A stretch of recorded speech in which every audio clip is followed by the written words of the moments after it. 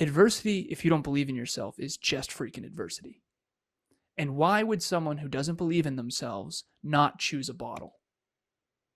If you don't believe in yourself and you don't believe in your own bigger, better, brighter future, when adversity strikes, you are going to escape instead of facing it. Welcome to the Fearless Happiness Podcast, where we showcase phenomenal individuals who have overcome serious traumas, life obstacles, and challenges to find their own path to fearless happiness. Listen as Max Naist invites guests from all around the world to share their experiences and spread strength, hope, and faith. This is the Fearless Happiness Podcast, and this is Max Naist. All right, everybody. Good morning, good afternoon, or good evening, wherever you are in this world. It's Max from the Fearless Happiness Podcast, and I'm back with you today with an amazing guest. But what I like to do, Alan, is have you introduce yourself to my audience, like who you are, what it is you do, and then let's share your story. Max, first and foremost, thank you for having me. Gratitude first. I want to start and end with gratitude, so hold me to that. Absolutely. The Fearless Happiness Podcast, you talked about resilience and overcoming adversity, and I'm very, very grateful to be here. So thank you for having me. And I guess for my story, I have sort of a short version. I'm going to be 36 in November, and I'm trying to condense 35 years into 5 minutes here. So do you want the really short version, or do you want me to go deep? You give us whatever version you think will give out value to my audience. Excuse me. Okay. I can't even speak today. No worries, man. No worries. We're out here doing it. We were just talking about how 2024 has been a tough one, but we're out here doing it. Okay, so I'll give you the mid version because sometimes it's long-winded and it'll be 15 minutes. We don't want that.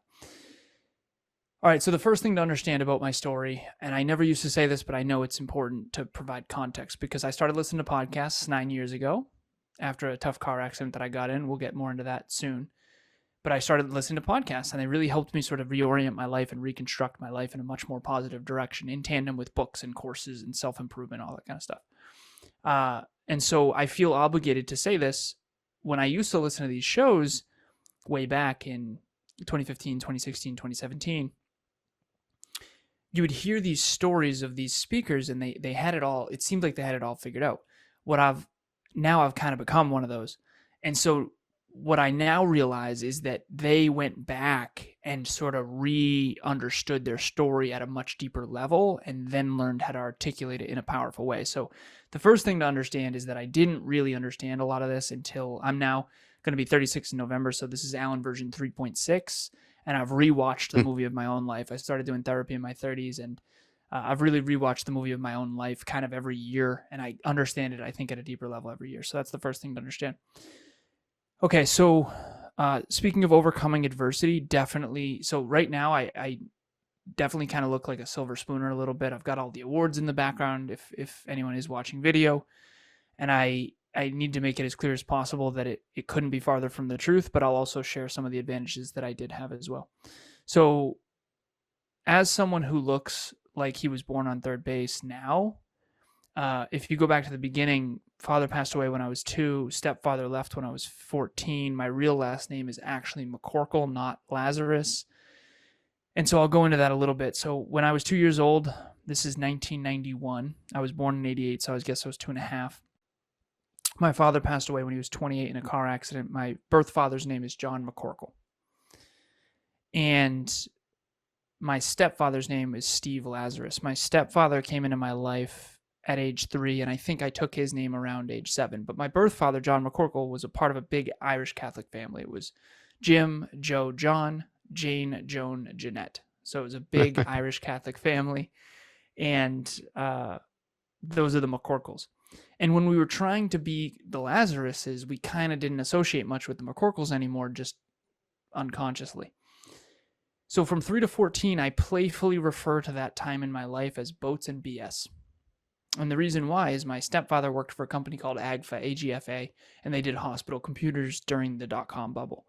And in the US in particular, but globally, in the 90s, it was wild. I mean, just economic boom times. It seemed like everybody had money. My family certainly did. And again, not everybody, but the dot-com bubble was wild in hindsight. So it was Xbox, Dreamcast, early Christmas presents, boats, ski trips. I mean, we had a yacht. We owned an apartment building. We had snowmobiles. My stepfather, had a motorcycle. My mom drove a BMW, that kind of thing. And so they had what I refer to as a pleasure-centered paradigm, which is a deep belief that life is about having as much fun as possible. And my mom and stepdad definitely liked to party, and they surrounded themselves with other people who liked to party. And what happens when, a bunch of people who like to party also make a lot of money? I call it running amok. There was a lot of running amok in hindsight. So the cool part of that was the adventure part. I'm grateful for the adventure part because we got to do a lot of stuff, ski trips and boats and deep sea fishing. And I saw a lot of the, not the world, but the US. We traveled, that kind of thing. So that part was really cool. However, my mom and stepdad did not get along. And that's a polite way to put it on a public medium. Right. And there's always a downside to the party. So I'll just leave it there. That said, my stepfather leaves at 14. He gets the apartment building and the yacht. We get the house and the dog. He takes 90% of the income with him. So I go from sort of boats and ski trips to now I get free lunch at school because our income is so low. I go from, I hope I get into my dream college. I remember when I was 10 years old, my dream college was Worcester Polytechnic Institute. It's like a mini MIT in Massachusetts. And it was $50,000 a year. It's one of the top engineering colleges on the planet. Right. And that was my dream. My Uncle Merle was the track and field coach there on my mom's side. And that was my dream. And so I went from, I hope I get in, to even if I do get in, there's no way I can afford it. Right. And so I bootstrapped. So 14 years old, hardest year of my life. Stepfather leaves, takes his entire extended family with him. Still have not seen or heard from a single one of them since. I did talk to my stepdad a little bit on Facebook Messenger. That same year, sister moves out with her older boyfriend. Totally understandable. Same year, my mom gets in a fight with my Aunt Sandy, and my Aunt Sandy sort of ostracizes us from that side of the family. To this day, I'm about to be 36. I've only seen ever 2 people from that side of the family. And this is your mom's side. My mom's side. Oh, yep. okay. So we don't associate with the McCorkles much anymore. The Lazaros is gone forever. My mom's side, only 2 individuals from that side. So by the time I'm 14 years old, you want to talk about adversity. Right. I kind of lost 3 families by the time I'm 14. Now, we did reassociate with the McCorkles a bit after that, which is good, but they were kind of seeing a ghost at first because I looked just like my dad. So that was challenging in its own ways, right? Oh, yeah. And it's never really been the same. I mean, I'm with, like, I know them, I know of them, we have a relationship, but it's not what it would have been, I guess, I would say. So normal, there was no normal for me. Now, the what I now understand, I didn't understand this at the time, but there's 4 trauma responses when bad things happen, when adversity strikes. Fight and flight are the ones people know. There's also freeze and fawn. Fawn is the one I didn't know about. So fawn is sort of appease. Just be the chameleon who you are whatever the other person needs so that you don't get abandoned. Right. I was a social coward. So I'm an engineer. I started saying that because I think that my brain works very differently than most people's brains. Engineering wise, my modality of thinking is numbers, and that'll be very clear. Now that I say that, now I have permission to be a weirdo, I guess. But ultimately, so when I'm 14 years old, the scaffolding of every relationship I'd ever built to that point is kind of ripped out from under me. So then I just become this sort of chameleon social coward who fits in as much as possible. And I was really good at making friends and keeping friends, probably as an overcorrection. Now, the piece that behind the scenes, so socially it was definitely fawn was my trauma response. Behind the scenes though, it was fight. It was aim higher, work harder, get smarter. And I'm talking to a ridiculous extent. Aim higher, work harder, get smarter. Aim higher, work harder, get smarter. So I got straight A's through all of high school. I got what's called the President's Award. It's actually behind me, signed by George W. Bush. Yeah, I remember those. Oh, you do? Well, because I know friends who have gotten that award because Nice. they're very smart. You know what I mean? But they were that fun thing too. Because I had friends that I would party like hard with, right? And then we'd go to school, and then I would get mad because like I party just as hard as you, but I cannot do my schoolwork because I'm hurting over here. Like, how do you do that? Right. But now that makes sense because it's shoot higher, Aim and higher, work harder. yeah, I had a friend who was like that through all high school. It was like he knew I need to get this out before my teenage years, right? Before I turn 18. And right, he goes off to college, Arizona State, takes what's the LSAT, right? For Oh, nice. Yeah. and scores one of the highest scores in school history, Nice. but doesn't pursue it, right? He goes, I just wanted to take it to see how I did it. I'm like, you suck. Like, you suck, bro. Like, whatever. Right. I love you, but whatever. Like, you don't need to tell me that story. So, but that's the kind of guy he was, though. Like, I know what you're talking about. What you're referring to is this thing that I never admitted to myself until my 30s is giftedness. I was the guy who could party. I went to one of the best tech schools, engineering schools in the world, colleges, and I could party and not go to class and still get straight A's in calc. And the truth is yeah, I got straight A's in high school, and yeah, I tried more than the average bear, but I was also very gifted academically. So, and I never used to have the courage to own that. Because of the social coward piece. It's like, well, if I dial me down and then I fit in. Right. And the other thing too, when you're an engineer, engineers will resonate with this, but when a girl says, hey, do I look fat in this? And you say yes at level 6 out of 10, that doesn't go very well. So you learn very quickly to kind of hide your truth, because the truth is like, people want to think they're smart and all this stuff, and they're insecure. And when you're an engineer, you just say things like it is. My brain says, no, you don't look good. And that's the truth. And by the way, me neither. Right. So when you have a numbers modality of thinking, you just become this really weird person who struggles with relationships. Most engineers have a really hard time coexisting with humans. And that's why we call them humans, by the way. But anyways, so I love it. I learned how to do that through just conditioning and trying to fit in and all this stuff. And But anyway, straight A's through all the high school, got all the scholarships and financial aid that I could. So I was able to go. I got into WPI. I graduated with high distinction with computer engineering, which was brutal, but it was amazing. I just learned as much as I could from other geniuses.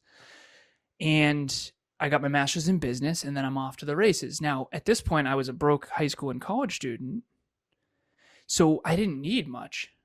I learned when my stepdad left how not to need much.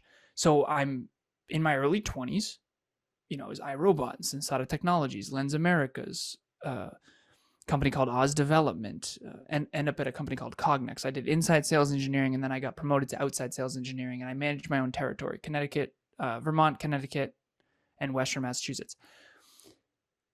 So I'm making tons of money. I went from 65 to 85, 85 to 105, 105 to 125. I eventually landed at $180,000 per year, and I don't have much expenses. So I live with my girlfriend at the time, Courtney.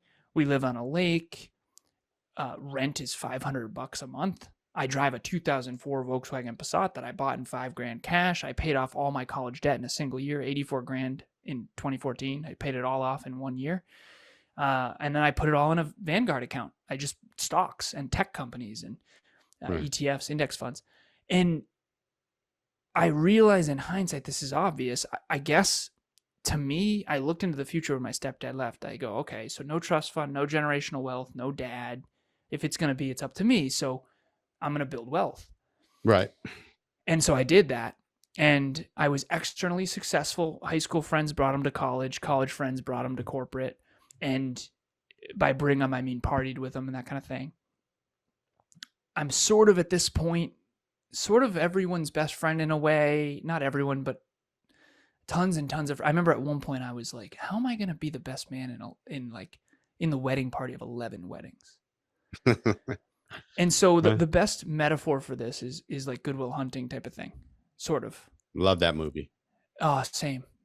Oh my goodness. I actually had it on my MySpace when I was 17 and I didn't know why. Now I know why. No. But anyways, so esoteric weirdo, social coward, kind of hiding my engineering self unless I'm around my engineering friends. I'm this rock star in corporate, but yet I'm still hanging out with people who make minimum wage, and nothing against that, but partying with them in my same small town. sort of afraid of success, but don't know it, all this stuff. Then I get in my car accident.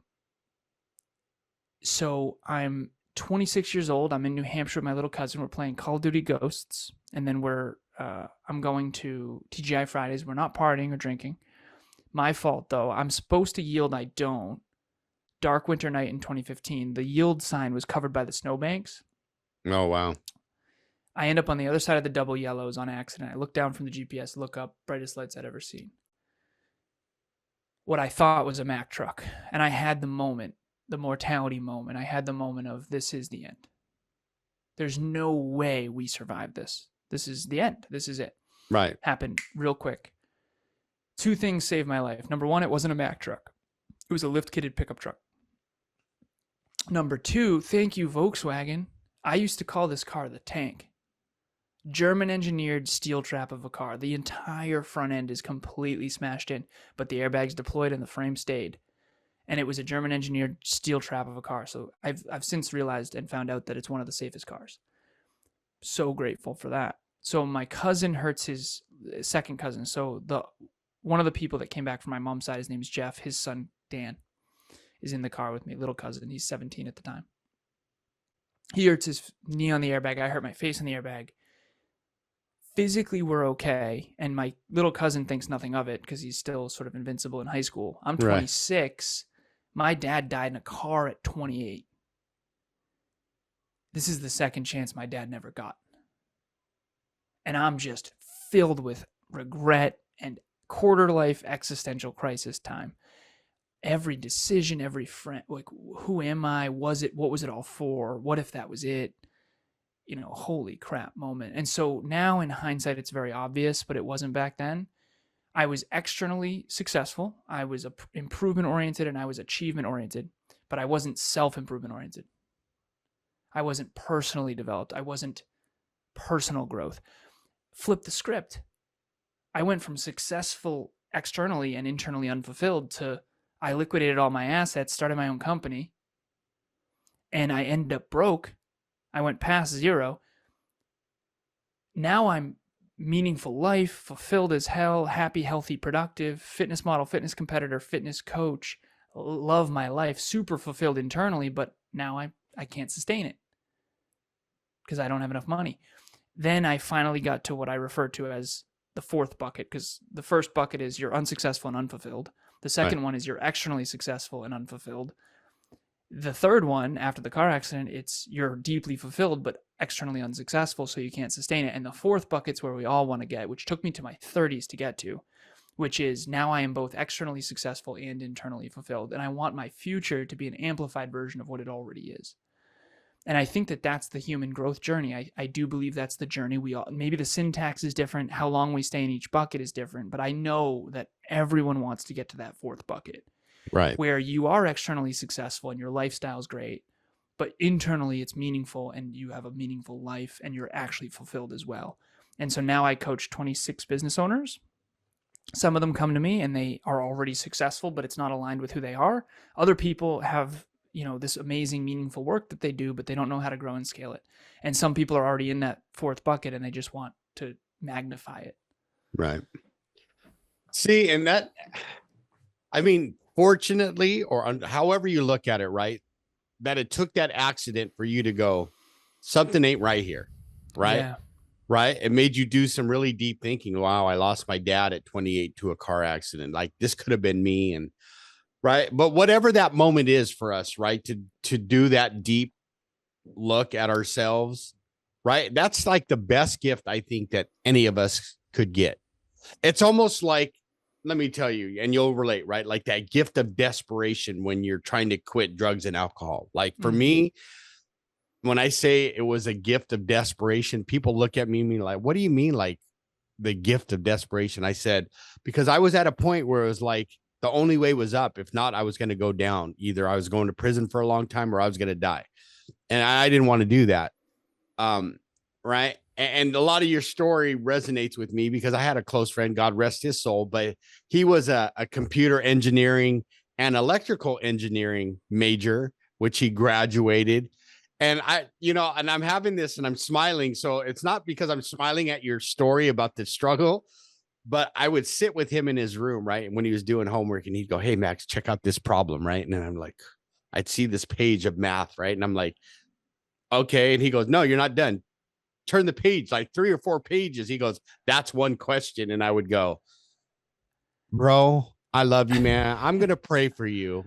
But you remind me of him though, right? Because he was very smart, like you, very intelligent, knew what he wanted, always shot to exceed expectation, but he was very down to earth and was the Nice. first guy to help you or give his shirt off your back if you needed it, right? Nice. And sadly, God took his life, before he died sober, but he had relapsed and it just messed him up, right? But anyway, my point being is, like, I'm listening to your story and I'm thinking of that accident, right?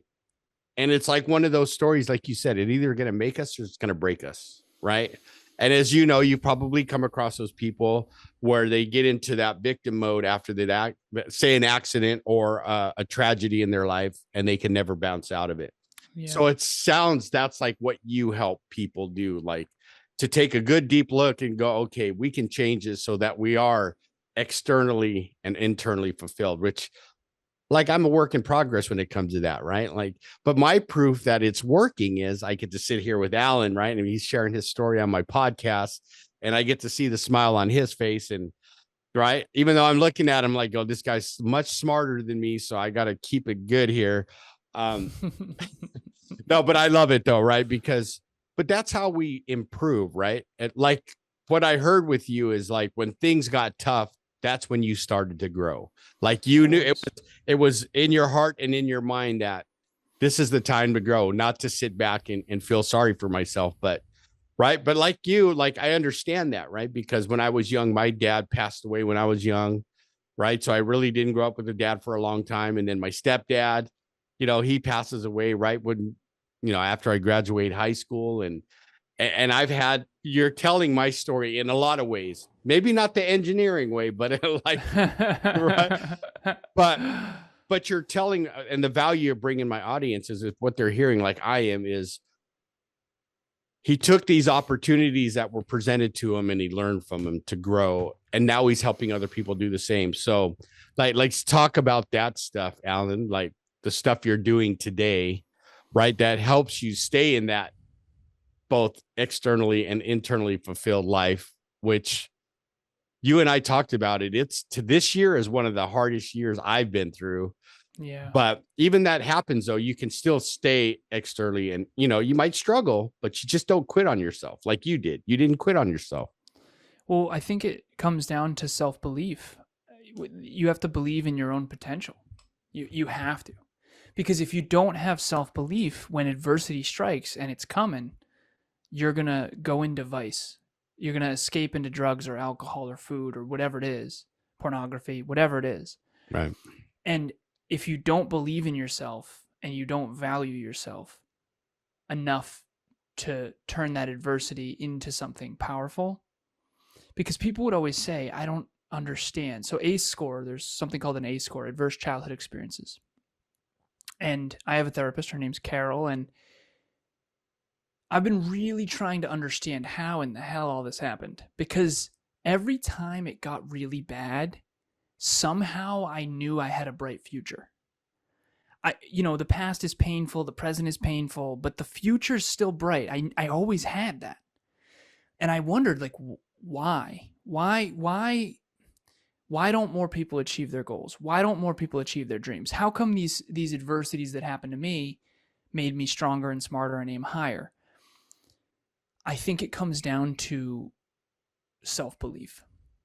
In psychology, they call this self-efficacy. And I need to be very clear. I used to be too much of a coward to do this, but I have to be very clear about a couple advantages that I had. I've upside down and sideways analyzed my life. I know that that's very clear to you and anyone listening. And I think that's important. We all have to study the movie of our own life. And I've figured out that I had 4 advantages, and honestly, only 4. Which has been fascinating, by the way. It's kind of funny to say now, but Only 4. The first one is, this is the one I never used to share because I felt pretentious, maybe. I definitely was gifted academically. I remember when I was a kid, I used to wonder, like, why am I better than everybody at stuff? Like, why am I so much better than everybody at everything? Not everything, so I don't want that to come off wrong, but like, there are some people that are just really gifted. Right. And That's true. yeah, I mean, if you don't think so, go play basketball with LeBron James. You know what I'm saying? Right. I just saw a clip of him playing basketball with his son. With his son. That's the coolest thing ever, right? Hey, that's called gifted. Okay. Absolutely. The second thing is, I was born in a country that not only has the largest economy by a significant margin, you can look this up. Statistically, the US is by far the largest economy, GDP wise, but also this country invested in me. So I had a public school system. I got the President's Award, and I got lots of scholarships and financial aid to go to one of the best engineering schools in the world.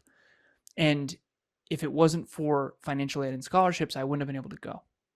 And so I'm really, really grateful for that. As a matter of fact, Next Level University is somewhat built on my desire to give back for people out there that maybe don't have those same opportunities. The third thing is, I had a ridiculous amount of self-belief. Is that because of my genetic potential, or is that because I built it? I think it's probably both, but I'm not sure. But I never really, and anyone out there watching or listening to this, I don't really struggle with self-doubt a bunch, and that makes me very unrelatable. When it comes to I struggle with social courage, and I struggle with my own worth, but I don't struggle with like external self-belief. I don't think I'm going to be a strong man or anything. I'm not naturally strong. But for the most part, I always felt like things... I mean, when I was a kid, I remember thinking, okay, I'm going to do lawyer, politician, president, or I'm going to do engineer, MBA, CEO, like Steve Jobs. Right. I literally mapped that out in my head, and then I lost a mock court case in sophomore year of high school, and I decided, you know what, screw this lawyer thing. I'm going engineer. But ultimately, the truth of the matter is, vulnerably here, is that not everyone believes in themselves. A lot of people pretend to, but they don't. And so there's 2 types of adversity. The first one is life throws adversity at you. And I had a lot of that. It varies in frequency, intensity, density, and duration, but some people more than others. Right. But your reaction to adversity that's thrown at you, you can play the victim, like you mentioned. You can escape with drugs, alcohol, movies, food, pornography, whatever it is. Right. Yeah. And I dabbled in some of that too. Or you can use that to learn and to transform yourself. The second type of adversity is the adversity that comes from setting and aiming at high goals. And so unconsciously, I chose both. And when you get older and older and older and older and older, and you realize, whoa, whatever I am is becoming very unique. So, for example, most people, like the kids I went to school with that were, very genius-esque, they are, and I don't want this to come off wrong, but I also need to be courageous here. Some of them are kind of lazy. And I always wondered, like, why are you, okay, so I'm as smart as you, and I know that. If not, if anything, I might be smarter, but like, you're kind of lazy. And so, yes, a lot of them are multimillionaires, and they're going to be wealthy forever. And right, 21st century computer engineers do well. Like, it's a simple equation. But I have grit because of my adversity. They grew up soft. And so it's almost like work hard, work smart. Most people have one or the other. And so I wanted to be clear about that, because when adversity strikes, the truth is most people... There's this whole quote in self-improvement. Well, adversity is your advantage because it gives you the emotional muscle to go do extraordinary things that ordinary people can't do. BS. BS. Adversity, if you don't believe in yourself, is just freaking adversity. And why would someone who doesn't believe in themselves not choose a bottle? If you don't believe in yourself and you don't believe in your own bigger, better, brighter future, when adversity strikes, you are going to escape instead of facing it. You are going to play the victim or the villain, or blame the world, or blame yourself. So the heroes amongst us who have self-belief, we end up becoming these martyrs who are trying to save everybody. And eventually we outgrow that and realize, okay, we can't save everybody, but they can save themselves. And so that's the work I do now. Is I liken it to a lighthouse. So what I used to do is bring my ship out into the storm and try to save everybody, and then I end up destroying my own ship too. Right. Now I'm a lighthouse, and I have this necklace I wear. It's a true north star, and it reminds me that if people are in the dark, they can see the star, and if I shine bright enough, they might see it, and they might say, you know what, I'm going to check this out. I'm going to see if I can, improve myself too. And I think that most people, myself included, pre-car accident, are a little bit arrogant, and they're not ready to see the light yet. Right. And it took my car accident for me to be humble enough to really find self-improvement. And I think self-improvement is what we all need. Absolutely. I think there's a podcaster and business owner that I follow that I love listening to his stuff because he's straight and to the point. Andy Frisella. You ever heard of him? Yes. Yeah. Right. Because he tells it straight, right? Like he does. You know what I mean? And I like the fact that he talks about, first 10 years in business, he only made $50,000, right? Like, and he goes, I worked my butt off. I slept on a pea stained mattress in the back of my store. I just didn't quit. Right. So like you said, the adversity thing, right, is so you're describing me before, right? Like my before is, I got into the bottle. I got into drugs, right? Poor me, because life didn't serve me, my Big Mac that I wanted. You know what I mean? And then I did some of that too, by the way. I want to make that clear. I did some of that too. Yeah. No, I think all of us do, right? But some people get stuck and stay stuck in that first part. Yeah. Guys like you and I who have learned, some sooner, like you, thank God it was 26. Me, it was in my 30s, right? Where I go, things got to change, right? Because I could sit here till I'm blue in the face feeling sorry for myself, but no one's going to rescue me. Like no one's going to, right? And then I learned from guys like you, younger, older, that went, look, Max, this is what you got to do. You got to work on you. And there's a selfish part to that, right? And if people think you're being cocky or arrogant, so be it, right? It's because, and I talk about this all the time on my podcast, right? It's like that oxygen analogy in the airplane, right? If I don't give myself oxygen first, I'm sure not going to give Alan, because I'm going to pass out before I could give him his oxygen, right? So, right. And like you said, being that light or being that example, right? For me, not only being a father, but a grandfather of 10 and 12 or 11 and 12 are on the way, right? Like I need to be a bright light for my family, right? Wait, you're a grandfather? I'm a grandfather. Cool, man. Yeah, you got to be a light. Of how many? So right now it's 10, and my youngest daughter is having fraternal twins, so 11 and 12 are coming. Whoa. Right? So yeah. How old are you, brother? I'm only 56. I know. Okay. You look young. You look young. Good for you, man. But that is one of those things that has set me on a path to continue the self-improvement, right? Because I want to leave a legacy, and it doesn't have anything to do with money, but I want my great grandchildren to go, and all my grandchildren in between to go, you know what, grandpa said what he meant and meant what he said, and he was a stand-up guy, right? Nice. And that's a work in progress. But yeah, and if I can leave some monetary things in the process, right? Which now, when I just mentioned that, thinking about Christmas coming up, I'm like, oh man, me and Alan need to have a talk after this, right? I got you, brother. But we'll help turn your podcast into a business underneath it. We'll grow and scale. I got you. But hearing your story, right, and I didn't think it was pretentious. Some people might, but who cares, right? But you just stated the facts. This is what you did.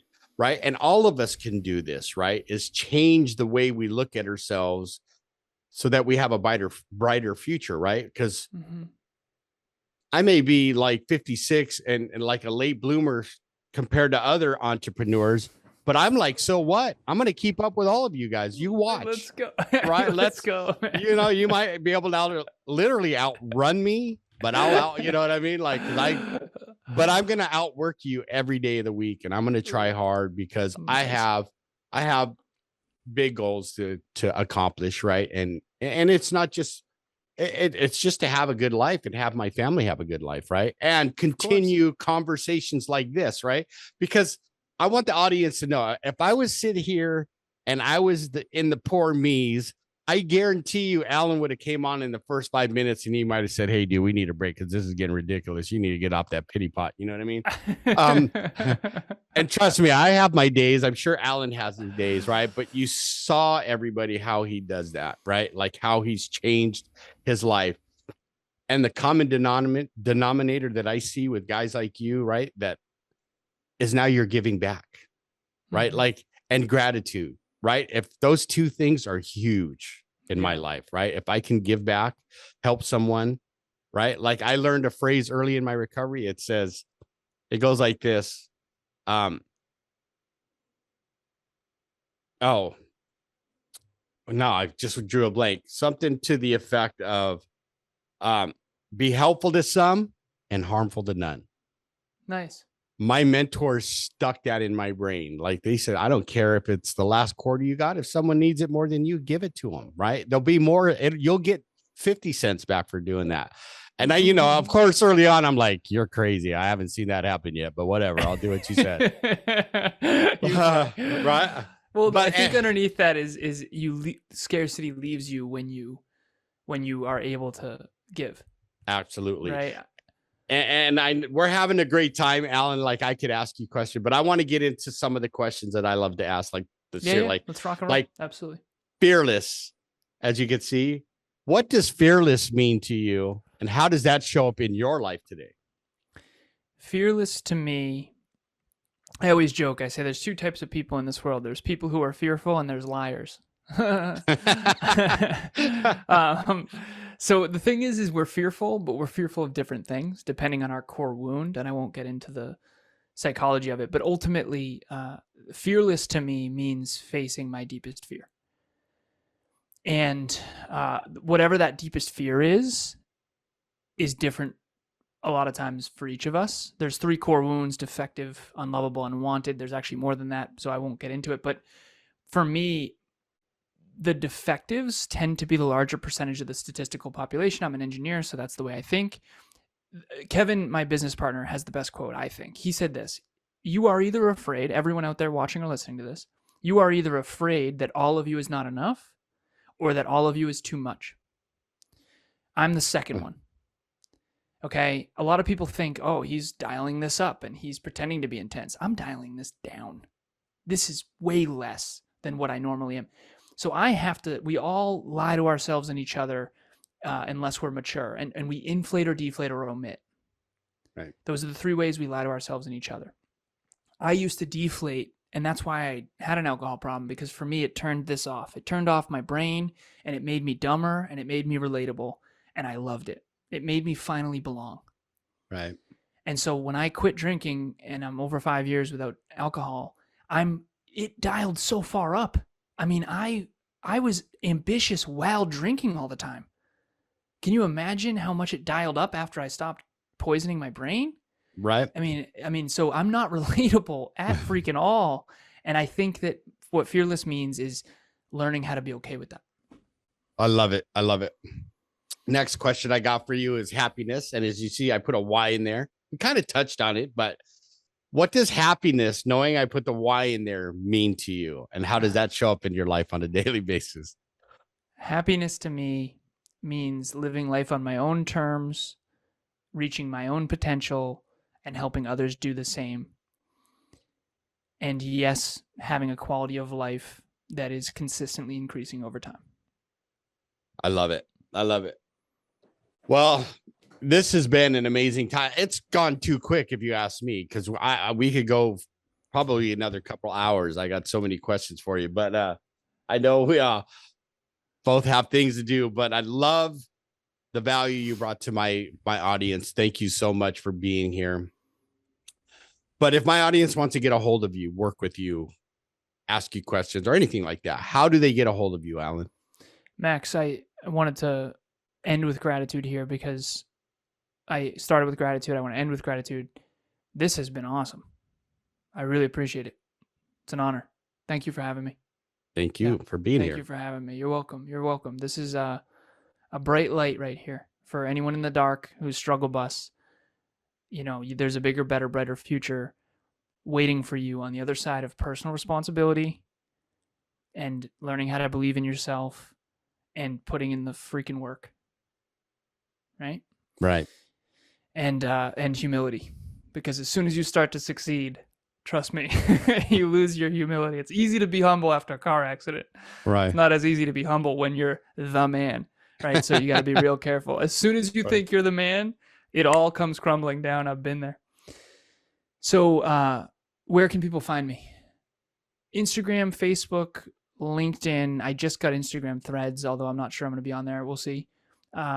We have a website called nextleveluniverse.com, spelled just like it sounds. We've got a book club. We have a monthly meetup that we do for free every single month. We got all kinds of cool stuff on there. I've been doing a book club for 3.5 years. So self-improvement books. It's next level books with next level people.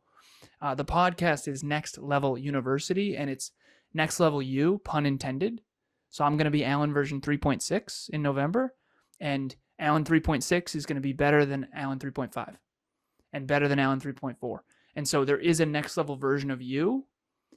No matter how hard your past has been, no matter how hard your life is now, you have a spotless future, and you can build it. You can build it starting right now. And that's what NLU is about. It's 1% improvement in your pocket from anywhere on the planet, completely free every single day. And we have almost 1,900 episodes.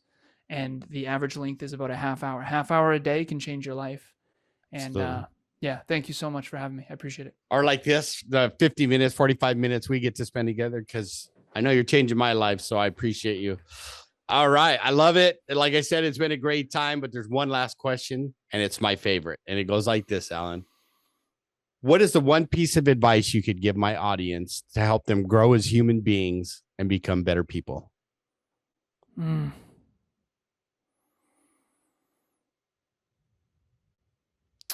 I would say that all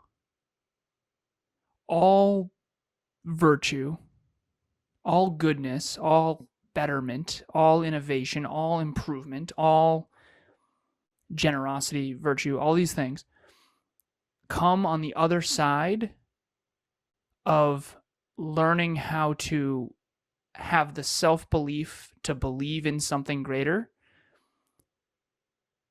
and the humility to start small. I love it. I love it. Well, you heard him, everybody. This has been a great time, Alan. And like I like to end it, if Alan made you think, if Alan taught you something, if he made you smile, and my favorite, if Alan made you go, I like that. Please go to iTunes and leave a 5-star review so more people can find the podcast. And again, good morning, good afternoon, or good evening, wherever you are in this world. This is Max from the Fearless Happiness Podcast. Until next time. Are you tired of being weighed down by life's traumas and struggles? Join the Fearless Happiness lifestyle and let us guide you toward a brighter future. Explore our past podcast episodes and get a copy of the Fearless Happiness book to ignite your inner strength. If you or someone you love is battling addiction or facing challenges related to unresolved trauma, know that we are here for you. Visit maxnijst.org, maxnijst.org, and take the first steps toward finding your fearless happiness. Thank you for listening. This has been a production of Fearless Happiness.